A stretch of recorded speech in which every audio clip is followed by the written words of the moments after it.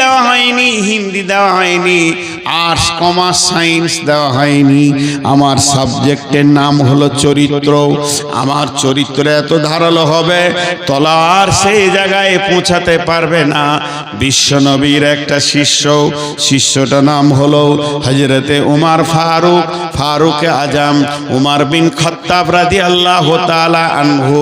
বিশ্বনবী পৃথিবী থেকে চলে গেলেন, বিদায়ের পরে হযরতে আবু বকরকে দেওয়া হলো ভারপ্রাপ্ত। তিনি হলেন খলিফা, আমিরুল মুমিনিন আবু বকর পৃথিবী থেকে চলে গেলেন। তারপরে যাকে মুসলিম জাহান দায়িত্ব দিলেন, খলিফাতুল মুসলিমিন বানালেন, আমিরুল মুমিনিন বানালেন, তিনার নাম হলো হযরতে উমর। বিশ্ব নবীর দ্বিতীয় নম্বর শিষ্য হযরতে উমর। সেই উমর যখন দায়িত্ব পেলেন, মসজিদে নববী তখন খেজুর গাছের পিলার আর খেজুর পাতার ছাওয়ানি। এটাই ছিল 18 লক্ষ বর্গ মাইলের সিংহাসন। এটাই ছিল সংসদ, এটাই ছিল পার্লামেন্ট। না আছে চেয়ার, না আছে টেবিল, শুধুমাত্র একটা রসুলের মিম্বার আর খেজুর গাছের পিলার, খেজুর পাতার ছাওয়ানি। ছোট্ট একটা জীর্ণ মসজিদ। তুমি পড়ে গেছো তুমি পড়ে গেছো নুয়ে, খেজুর পাতার পাশা তোমার বারে বারে গেছে ক্ষয়ে, সাইমম ঝরে পড়িয়াছো তুমি, করিয়াছে কুটির, তুমি তো পরনি নুয়ে, তোমার খেজুর পাতার প্রসাদ খানি বারে বারে গিয়াছে ক্ষয়ে। এর নাম উমর। হযরত উমর ফজরের সালাত পর তাসবিহ করছেন একা। 18 লক্ষ বর্গ মাইলের বাদশার কোনো বডিগার্ড নাই, না আছে কোনো দেহরক্ষী, না আছে কোনো সিকিউরিটি। বেনি মসজিদে বসে বসে তাসবিহ করছেন। এমন সময় ক্লান্ত লেগেছে, শরীরটা একটু আরাম করে নি। মসজিদে বালুর ওপরে শুয়ে আছে, বালিশ নাই, একটা লেপ নাই, কেতা নাই, গদি নাই, ডানলপের গদি নাই, বালিশ তো নাই। তাহলে হাতে মাথাটা হাতের ওপরে রেখে একটু তোমরা এসেছে। এমন সময় মসজিদের দরজায় একজন ডাকছি, আদব নেবেন জাহাপনা। সে তো সালাম দিবে না, সে হলো খ্রিস্টান, সে তো নাসারা, তাই বারবার বলছেন আদব নেবেন জাহাপনা। হযরত উমর উঠে দেখলেন, কে? বলে আমি জেরুজালেম থেকে এসেছি, আমার নাম অমুক, আমি জেরুজালেমের একজন দূত। জেরুজালেমের তদানীন্তনকালে যিনি মিনিস্টার ছিলেন, প্রাইম মিনিস্টার, গোটা জেরুজালেমকে যিনি শাসন করতেন, তিনি খ্রিস্টানদের একজন পোপ ছিলেন। তিনি একটা চিঠি লিখেছেন, যেহেতু উমারের তবলিগের দল জেরুজালেম গিয়েছে কালেমাকে পৌঁছানোর জন্যে, দাস্তে তো দাস্তাম দরিয়া ভি না ছোড়ে हमने, बहरे जुल्मत में दौड़ा दे घोड़े हमने। সাদ বিন কাস রাদিয়াল্লাহু আনহু ঘোড়া চালিয়ে দিয়েছেন ফোরাত নদীর ওপর দিয়ে, বাহরে কুলজুমের ওপর দিয়ে। বন্ধুরে আমার, সেই উমর বলছে, হ্যাঁ আমি সেখানে কালেমা তাইয়্যিবার, কালেমা শাহাদাতের দাওয়াত দিয়ে কয়েকজন সৈন্যকে পাঠিয়ে দিয়েছি। বলে সেই মর্মে আমাদের দেশে প্রাইম মিনিস্টার আপনাকে চিঠি দিয়েছে। চিঠিটা একটু নজর লাগিয়ে দেখলেন, তিনি লিখেছেন, বন্ধু আপনি বিশাল সাম্রাজ্যের মালিক, আপনার সৈন্য সংখ্যা যত আমার দেশের নাগরিক অত নাই। আমি আপনার সঙ্গে লড়াই করব না, আপনার সঙ্গে আমি যুদ্ধ করব না, আপনার সঙ্গে জিহাদে আমি আসতে চাই না। শুধু আমি এতটুকু চাই, আপনাকে আমি পত্র দ্বারা নিমন্ত্রণ দিলাম, আপনি একটিবার আমাদের দেশে আসেন, আপনার সঙ্গে বসে সন্ধি করে নেব, আলোচনা করে স্বাক্ষর করব। হযরত উমর নিজের খাদিমকে ডাকছেন, আসলামা রেডি হয়ে যাও, এক্ষুনি আমাদেরকে বেরিয়ে যেতে হবে জেরুজালেমের ময়দানে। আসলামা তুমি রেডি হয়ে যাও, উটকে রেডি করো। হযরত উমর কাপড় ঝেড়ে দাঁড়ালেন, নতুন পোশাক পরব, নতুন সুসজ্জিত হব, বিদেশের দাওয়াত পেয়েছি। জি না, সাদা সিধে মানুষ। উট টাইনে আসলামা বললেন, হুজুর আমি তৈরি। বলে আমিও তৈরি। হযরত উমর উঠে চাপলেন। কবি নজরুল কলম ধরেছেন, হেরি পশ্চাতে চাহি তুমি চলিয়াছ রৌদ্র দগ্ধ দুর্মুরু পথ বহি। জেরুজালেমের কেল্লা যেতায় আছে অবরোধ করে, বীর মুসলিম সেনা দল তব বহুদিন মাস ধরে। দুর্গের দ্বার খুলিবে তারা, বলেছে শত্রু শেষে। উমার যদি গো সন্ধি পত্রে স্বাক্ষর দেয় এসে। হাইরে আদেক ধরার মালিক আমিরুল মুমিনিন, শুনেছে খবর একাই কি উঠে চলেছে বিরামহীন। সাহারা পাড়াইয়ে ঝুলিতে দুখানা শুকনো ক্ষুব্জ রুটি, একটি মশকে এতটুকু পানি, খুরমা 2-3 মুঠি। প্রহরীবিহীন সম্রাট চলে, প্রহরীবিহীন সম্রাট চলে, একা উঠে চোরি। চলেছে মাত্র একটি গোলাম, উটের রশি ধরি। মরুর ঊর্ধ্ব আকাশে সূর্য আগুন বৃষ্টি করে, সেই সে আগুন ফুটে খৈশম বালুকার মরু বালুকার পরে। কিছু দূর যেতে উট হতে নামি, কিছু দূর যেতে উট হতে নামি। কহিল গোলামের ভাই, পেরেশান বড় হইয়াছ চলিয়া, এইবার আমি যাই। উটের রশি ধরিয়া অগ্রে উঠে বসত উঠে, তপ্ত বালুতে চলে যে চরণে রক্ত উঠেছে ফুটে। গোলাম 2 হাত ধরে চুমি কাঁদিয়া কহিল উমার, এ আদেশ করেন কেমনে আপনি? গোলাম রহিবে উটের পিঠে আরাম করিয়া বসি, আর খেটে যাবে খলিফা উমার ধরিয়া উটের রশি। খলিফা হাসিয়া বলে, তুমি জিতে গিয়ে বড় হতে চাও ভাই রে, এমনি চলে। রোজ কিয়ামতে আল্লাহ যেদিন বলিবে উমার ওরে, করিনি খলিফা মুসলিম জাহানের তরে সুখ তরে তোরে। কি জবাব দিব, কি করিয়া মুখ দেখাবো রসুলের ভাই? আমি তোমাদের প্রতিনিধি মাত্র, মোর অধিকার নাই। আরামে সুখের মানুষ হইয়া মানুষের নিতে সেবা। ইসলাম বলে সকলে সমান, কে বড় ক্ষুদ্র কে বা। ভিত্ত ধরিল উটের পিঠে, ভিত্ত চড়িল উটের পিঠে। উমার ধরিল রশি, মানুষে স্বর্গে তুলিয়া ধরিয়া ধোঁয়াই নামিল শশী। মাত্র 2টি লোক, যেতে যেতে যেতে যেতে একবার উমার একবার গোলাম, একবার উমার একবার গোলাম। যেতে যেতে জর্ডান নদী চলে এসেছে। নদীটা পার হয়ে গেলি জেরুজালেম ঢুকে যাবে।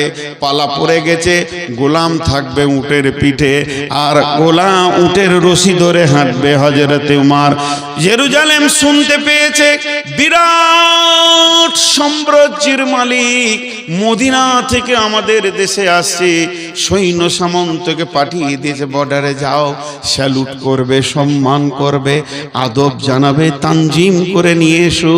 এবারে গেটে দাঁড়িয়ে আছে যেই উট আর ভিত্ত, 2 জন এসে হাজির হলো। কোম্পানি মেজর একটা স্যালুট মেরেছে, আদব নেবেন জাহাপনা, আমাদের দেশে আসার জন্যে আমরা ধন্য হয়েছি, আপনাকে সুসংবাদ দিছি। তখন গোলাম এমনি করে হাতটা করে নিয়ে জোর হাত করে চোখের পানি ছেড়ে দিয়ে বলছে, ভাই আমাকে কেউ স্যালুট দেবেন না, আমাকে কেউ আদব দেবেন না। আমি আদবের স্যালুটের যুক্ত নয়, শুধু আমিরুল মুমিনের হুকুম, তাই আমি উটের ওপরে বসে আছি। আমি আমিরুল মুমিনিন নই, আমি নির্বাচিত খলিফা নয়। যিনি উটের লাগাম ধরে হাঁটছে উনি হলেন উমার, খলিফা উমার রাদিয়াল্লাহু আনহু। কোম্পানি মেজর তো আফসোস করছে, বহু বাদশা দেখেছি, প্রধানমন্ত্রী দেখেছি, কিন্তু পরিপূর্ণ মানুষ দেখিনি। আজকে একটা মানব দেখলাম, জানটা ঠান্ডা হয়ে গেল। মানুষ কাকে বলে? আদবের সঙ্গে নিয়ে গেল গির্জাতে, বিরাট গির্জা, দেশের ওইটাই পার্লামেন্ট, অত বড় গির্জা। 2 সন্ধিতে বসে আলোচনা করছে, আপসের মধ্যে কুশল বিনিময় হচ্ছে, কেমন আছেন, কেমন করে এলেন। কথা চলতে চলতে হযরত উমার সময় দেখে নিয়েছে, নামাজের টাইম হয়ে গেছে। তখন পাদ্রীকে বলছে, হুজুর আমাকে একটু ছেড়ে দেন, হুজুর আমাকে একটু ছেড়ে দেন, পারমিশন চাইছে। ই তো অবাক, একটা ছোট দেশের বাদশার কাছে কেন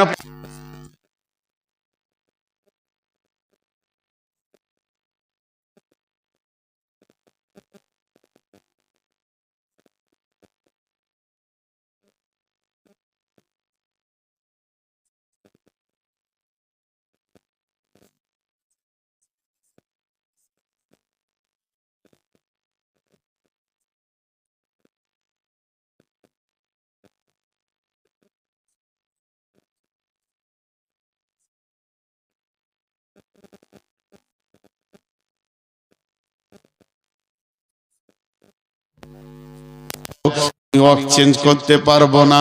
তখন ওয়েদরি বলছে আমাদের এই আঙ্গিনায় গির্জায় পড়িলে নামাজ হবে নাকি কবুল? আল্লাহর দয়ের গায়ে যদি এখানে নামাজটা পড়েন, আমাদের পবিত্র জায়গা, নামাজটা যদি একবার পড়লেন আল্লাহ কি কবুল করবে না?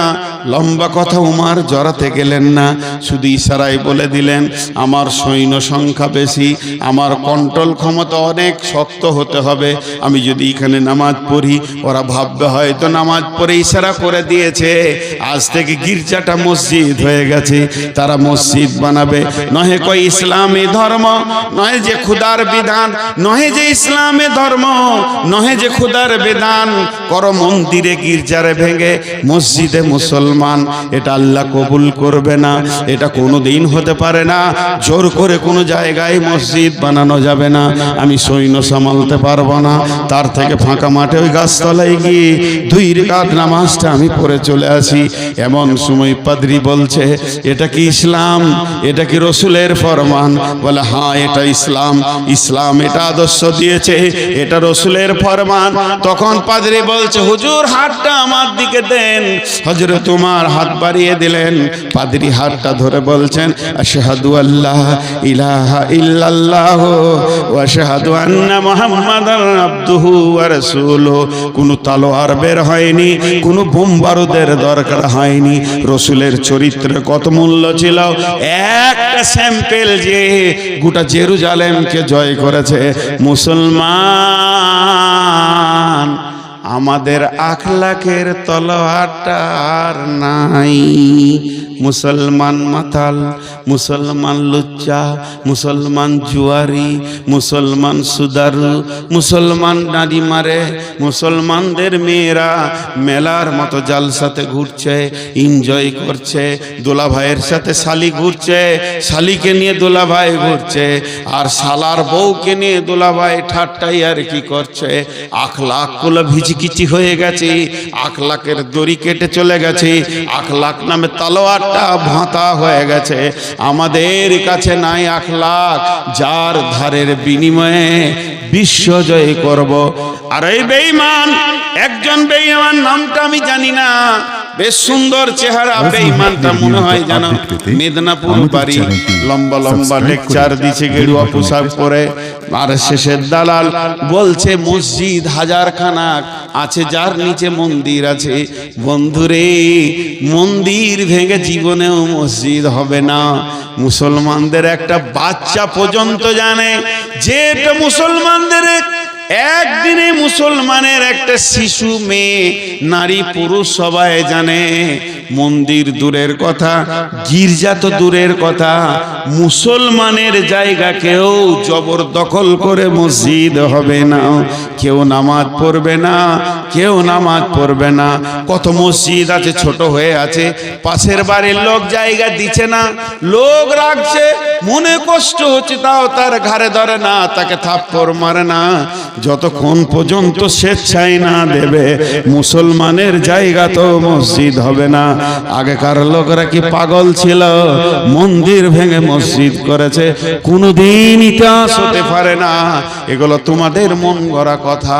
তাই বলি ভাই আমার, আমাদের আসল অস্ত্র হলো আখলাক, আমাদের আসল শক্তি হলো আল্লাহ।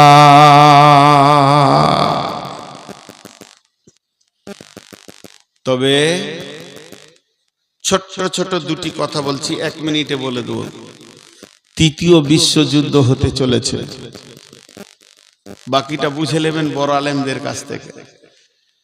2য় বিশ্বযুদ্ধ হয়ে গিয়েছে, বিশ্বনবী 3য় বিশ্বযুদ্ধের যে ওসিয়তটা করেছিলেন সেটা হতে চলেছে। অল্প দিনের মধ্যে আমরা দেখতে পাবো ইনশাআল্লাহ। সকালে বলেন ইনশাআল্লাহ। এর জন্য আপনারা খুশি তো? বলেন ইনশাআল্লাহ। ভয় লাগছে নাকি? বিশ্বনবীর শেষ কথাটা শুনলেন, শুনলে পরে আরো খুশি হবেন। 5 ওয়াক্তের নামাজটা ধরেলেন, কালেমা শাহাদাতের সাক্ষী দিয়ে 5 ওয়াক্ত নামাজ ধরেলেন। এই যুদ্ধে যতজন শহীদ হবে বিশ্বনবী বলেছেন ওরা জান্নাতি, ওরা জান্নাতি। আর কি চাই? আর কি চাই? অতএব খুব পৃথিবী আর মনে করেন না যে সব জিনিস আগের পূর্বের মতো সুন্দর হবে, বরং একটা লোকের বয়স যত বাড়বে তার শরীরে রক্তর ক্ষমতা কমবে, রোগের ক্ষমতা বাড়বে, পৃথিবী ধ্বংসের শেষ লগ্নে চলে এসছে। অতএব এগুলো হবেই হবে, এর জন্য রেডি হয়ে যান।